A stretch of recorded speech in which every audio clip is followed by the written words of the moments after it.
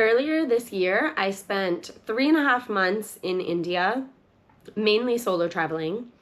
It was overall an amazing experience, but not everything was positive.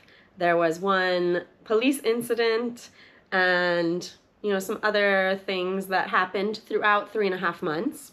But overall, it's one of the most diverse places I ever went, and I loved it.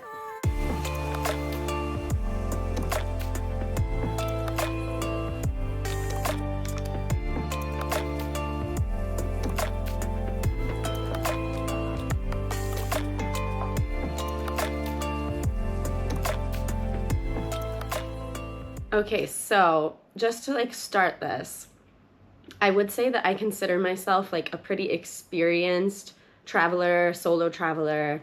I do think solo females can go to India and have a great experience, but I would not recommend India for someone who's an inexperienced traveler, especially not as a solo female. Everyone would say India is not for beginners, and I completely agree. It is way different than anywhere else I've ever been culturally, but it's also, I'd say, the most diverse place I've ever been. Even before I went to India, I was kind of nervous because you do hear so many negative things about India, which is part of the reason I wanted to make this video. Just my honest thoughts and experiences and how my 3.5 months went there. As well, I feel like most people that travel to India for their first time, a lot of people stick to the Golden Triangle. They fly into Delhi, do Delhi, Agra, Jaipur, and they leave, and then they say a lot of negative things. But India is so much more than that. There are so many amazing places to travel in India. So I would say that would be my first piece of advice. Go to other places. Don't stick to just the cities that everyone pretty much goes to. When I started in India, my first stop was actually Rishikesh because it is a lot more peaceful, not as chaotic as Delhi. So it was kind of a really good way to get myself introduced to India. And the culture in India is just so different from anywhere else I've ever been. You just kind of need to embrace the chaos. There is beeping all the time throughout India. It is kind of constant, but after a while, you get more used to it. There is no personal space. I found that out really quickly in India. If I was waiting in a line, normally I'll leave space between me and the person in front of me. But in India, if I would leave space, people just go in front of you because they're oh, there's space there, you're not in line. So you just kind of have to embrace that as well. You're not gonna have personal space. Everyone is just on everyone. If you look at the size of India, the country itself, it's big, but compared to the population, if you compare that to the US, the size, population, there's just not as much space. As well as the staring, which happens everywhere too, especially as a foreigner and a solo female foreigner. A lot of people will just stare at you, and it's not with any bad intent or anything. They're just curious because a lot of places there's not that many foreigners. So if I'm walking around by myself, you look different than most of the other people around. So yeah, people just stare at you. Also, I'm sure everyone's heard about the selfies, which India is not the only place where people ask to take selfies with foreigners. I have had it happen in multiple other countries, but never as extreme as it was in India. And a lot of people, once you say yes, because I pretty much would always say yes, except on the beach. The beach is the one place I would say no.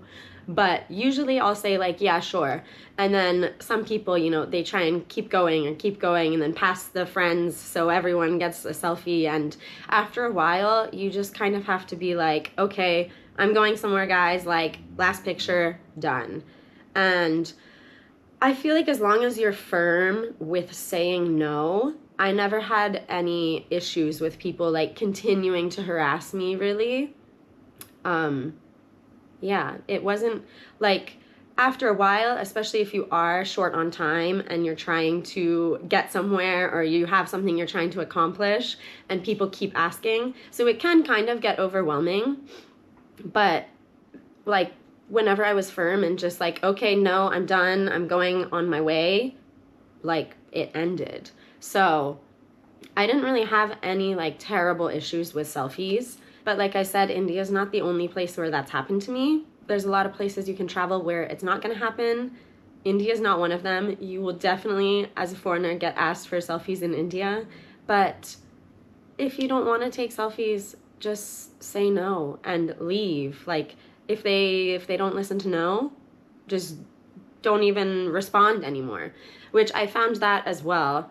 I'm not really good at just like ignoring people. Like if people try and talk to me on the street or that, usually I'll like try and be nice and respond. But I felt like in India, especially when people are selling things and that, it is often a lot of times easier to just not even acknowledge it. Like if someone's trying to talk to you, it sounds bad, but if you acknowledge them, if you even like look at them or look at what they're selling, then they take that as like, oh, you're kind of interested. So I did find that it was a lot easier to deal with if you just totally ignore it.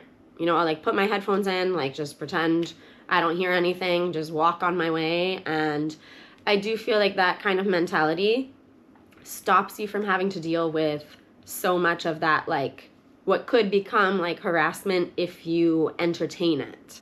I don't think any of it really is with like bad intent. Like people are just excited to see a foreigner in their country. I had so many people like come up to ask me like, how's your experience been in India? Like, where did you go? Like giving me recommendations, inviting me back to their houses. As a solo female, like I never do that. If someone invites me to their house, obviously the answer is no, like, like no matter where I am. So I am kind of jealous that like I missed out on that experience, because I feel like so many people in India would love to like share their culture, share their home, invite you back. I had multiple experiences on trains where people would just give me food. This one couple, I met like a young couple who was like late 20s, and they're like, oh, like, are you hungry? Like you're by yourself? We love to travel too. Like, oh, like we'll get you food. And they literally got me like this whole plate of food one of their relatives brought to a train stop, and then invited me into their little like room to have dinner with them. Didn't take any money, like nothing. They were so nice. And like other random people just giving me like with their hands, like handing me like dessert and stuff on trains, like try this, try this, try this. Like I don't think anyone's staring at you for bad reasons. They're just intrigued and they want to like know more about you and how you feel about their country, because everyone's like super proud to be Indian. And yeah, they just want to like see what your thoughts are and how you like it and try and like share more with you. It's just, I feel like culturally like way different than what a lot of Westerners are used to. Along the same lines of people being like curious and wanting you to enjoy India, there were like 2 instances I can think of off the top of my head where other people just kind of like look out for you. I feel like especially as like a solo female traveler, like during Holi. So I did Holi in Pushkar. I went by myself, stayed in a hostel, luckily made friends there. But this one time, another solo girl I made friends with in the hostel, we were in the street like toward the end of Holi when it was super packed. And I think she got like powder in her mouth or something. So she was kind of like not having fun at the moment. So we just like stepped off to the side and we're trying to like get out of it for a minute to just kind of like fix ourselves. And a group of guys who's just passing down the street, they came up to us and tried to like happy Holi us. And she was like, no, like I'm done. And the guys still tried to go for her. And then there was a group of like some 20-something-year-old Indian guys close to us. And they like stepped in and they were like, guys, like she said no, like, and they just like cut it off, which I feel like that's great. Like younger people like that, like we had no idea who they were. We hadn't talked to them, but they still just like took it upon themselves to like step in and, you know, like respect the foreign girls who were there trying to have fun at Holi. Another time I was in Jaipur, a young rickshaw driver came up to me and he kept saying like, oh, where are you going? Where are you going? Get in my auto, like, I'll give you a free tour, like, you don't have to pay. And I was like, no, thanks, like, kept walking, didn't even look at him. He just kept following me. And he was driving after me for like, maybe like 2 minutes, just following me like, oh, it's free, like, come, I'll give you a tour. So then there's some guys, just like stores with like shopkeepers like next to me on the sidewalk. So I just looked over at the guys and kind of walked toward them, and they were like, oh, like he won't leave. And I was like, no, he's just following me. And they like yelled at him then and told him like, dude, like, leave her alone, like, no. And then like they listened, and I was just, to those guys, I was like, thank you so much, like, you know. And then I was fine. Like, so I do think there are a lot of people like that, like especially families or like any like a lot of younger people as well. Like if you are having any issues, just go up to them. Like if there's a lady or anything, you know, just walk up to them, and most people, like, they'll try and help you because they want you to have fun. Like they want you to enjoy India. They don't want you to be harassed and then go and tell everyone that you had this super harassing situation. So I do think that was really good as well. Like if I ever felt uncomfortable or anything, it didn't happen that often that I had to do that, but anytime I did that, I was fine after. Another huge thing, along with the culture being really different, is clothing. So in India, people dress like modestly, especially if you're outside of big cities. So the entire time when I was traveling around, I would wear like the same kind of like big baggy clothes everywhere, with the exception of Goa and Varkala, like on the beaches. And this shirt, actually, the same shirt, I would often wear under my big baggy shirt. So if I wanted like a cuter picture, take off my big shirt, you know, take a picture in like my little white crop top, and then as soon as my pictures were done, I'd put my big shirt back on.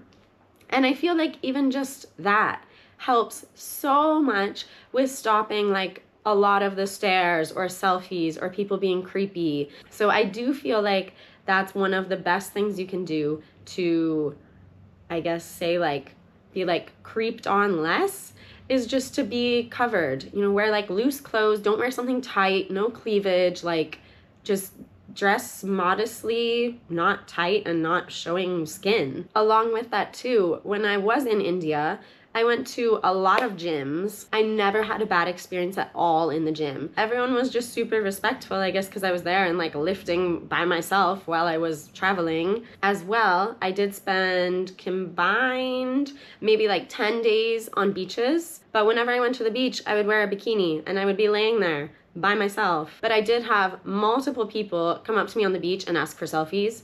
And that is the only time I said no, because I'm like, I don't want you to have selfies of me in a bikini. Like, to me, that's just weird.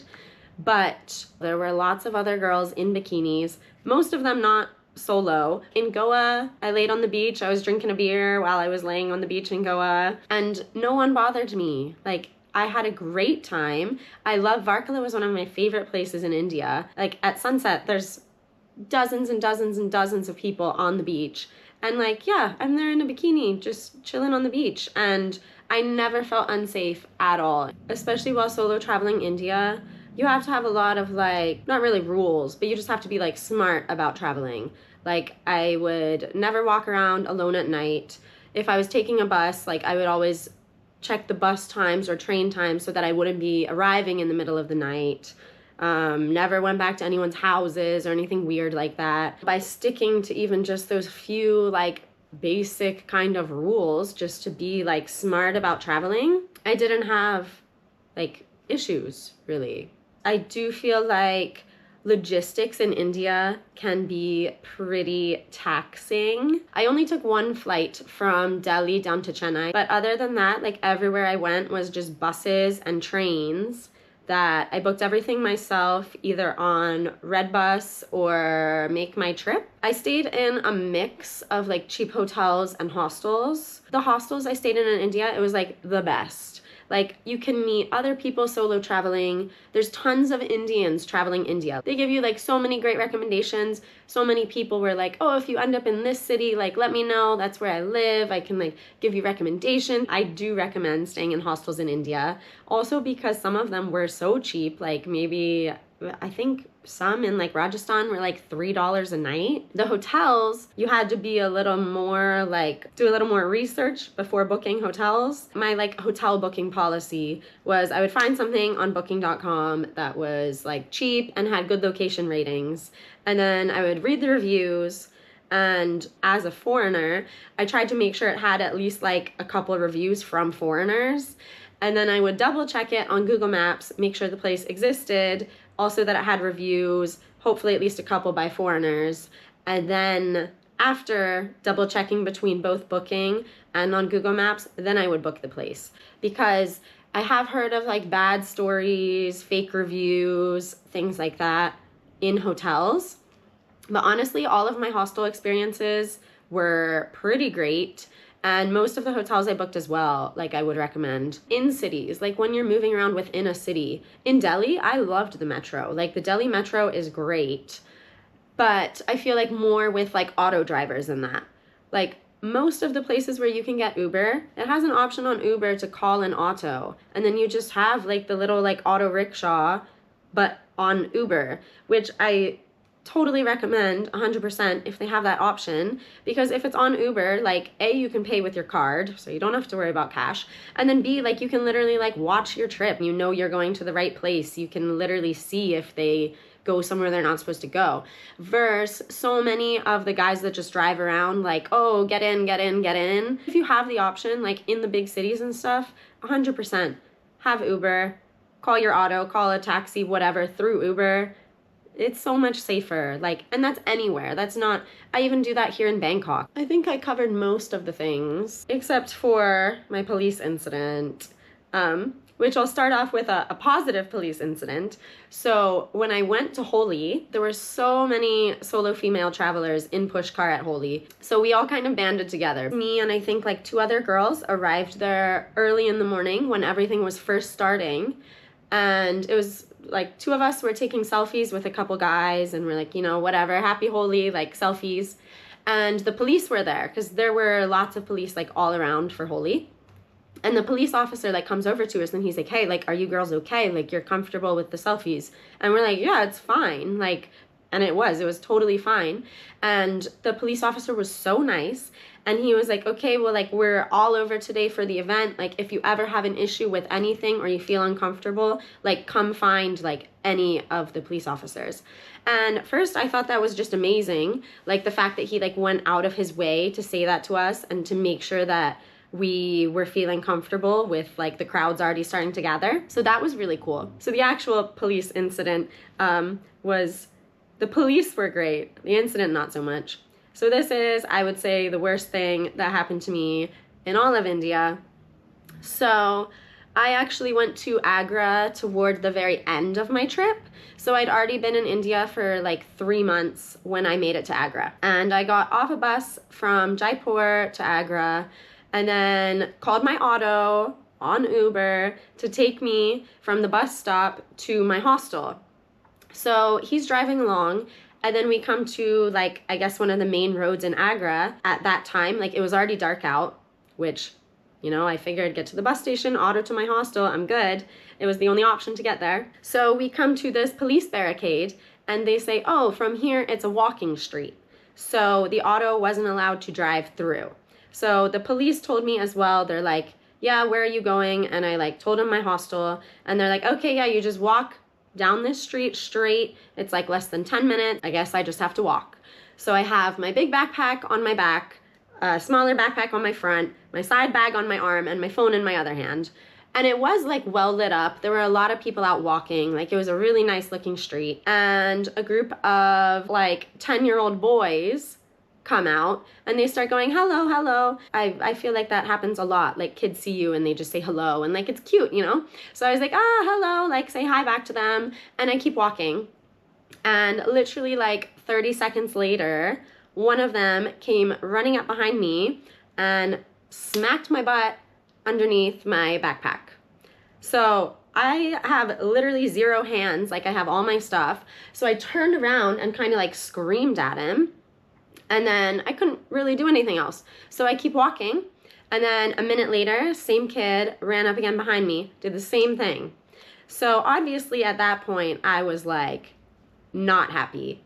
And like, I'm a teacher, like here in Thailand, I'm a teacher. And like, these kids are like the age of some of the kids I teach, you know? So I'm like, okay, you know, calm down. I'm almost at my hostel. I just like kept walking.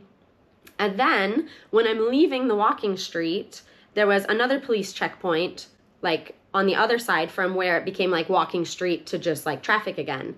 So as I'm walking through, I was like thinking like, all right, I'm like exhausted. I don't really want to do anything. But like Agra is one of the places I feel like most tourists go to when they're first getting to India. And if that had happened to me, like if I went reverse and I was doing Golden Triangle and I literally arrive in Delhi and a couple of days later I'm in Agra and I had little boys like smacking my butt, I don't know, I probably wouldn't have stayed in India for 3.5 months. So I figured like for that reason, I would like say something to the cops. So as I'm walking out, I asked the police, I'm like, oh, like, do you guys speak English? They're like, yeah. And I was like, okay, well, literally like 5 minutes ago around the corner, I was walking and a little boy came up 2 times and smacked my butt. And the police, like, it was like an ordeal.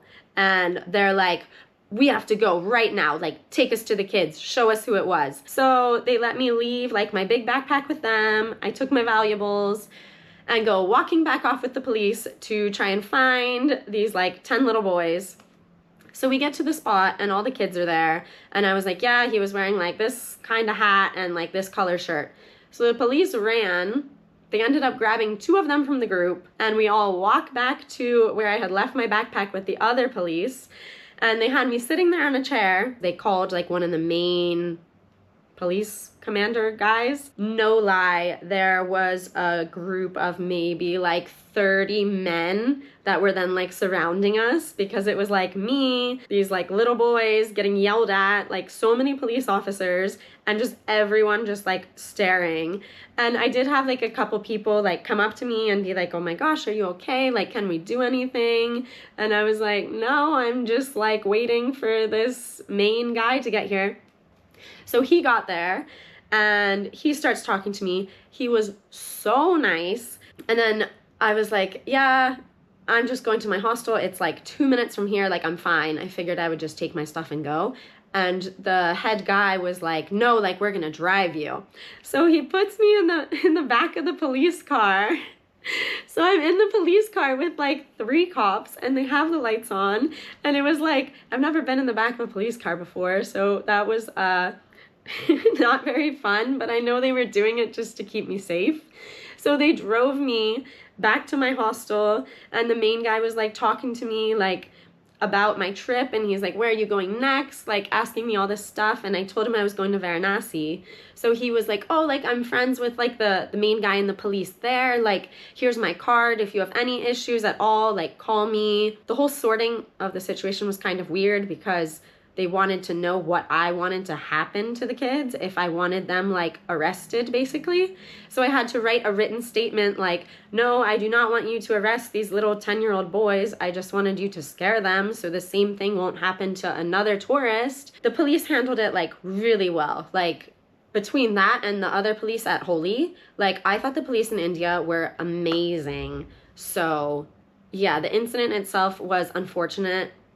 But like at the same time, it was like, they're just stupid little kids. Like, yeah, no little kid should be doing that, which is, you know, why I said something, because I don't want it to happen to someone else who that's going to be like their impression of India. Luckily, it happened to me after 3 months and I'm also a teacher. So I was like, okay, you know, little kids just being like, hopefully they got scared and it will never happen again.